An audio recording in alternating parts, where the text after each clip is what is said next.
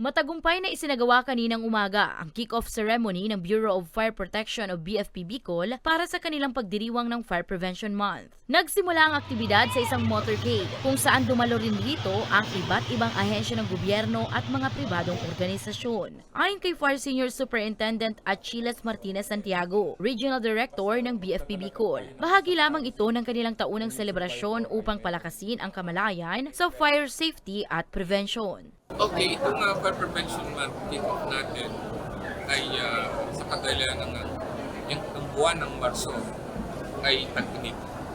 At ito rin yung buwan ng maraming records. But dahil nga sa ating programa ng ating pamahalaan, ito ay inilulunsad natin nationwide simultaneous ito. At ang kanyang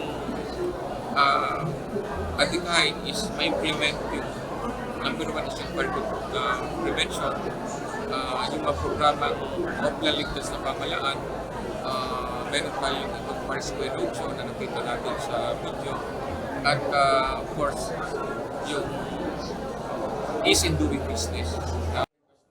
Dagdag pa niya, hindi lamang aniya ito tungkol sa pag-iwas sa sunog, kundi pati na rin ang pagpapalaganap ng impormasyon at paghahanda sa mga sakuna. Actually, sabi ko nga sa inyo, hindi natin pwedeng iwasan yan at sabihin natin totally wala tayong sunog. Dahil, number one, yung passing of time.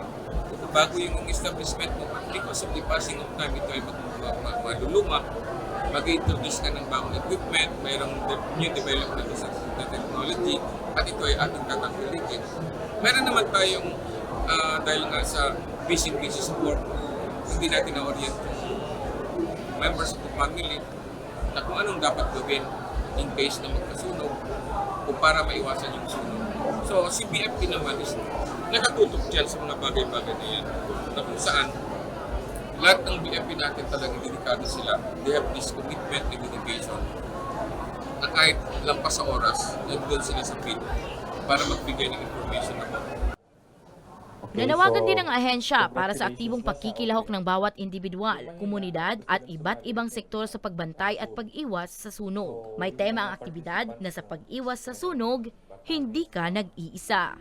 Para sa mga balitang Tatak Bicol. Sa pag-iwas sa sunog, hindi ka nag-iisa. When fire ignites, heroes unite. Danica Garcia.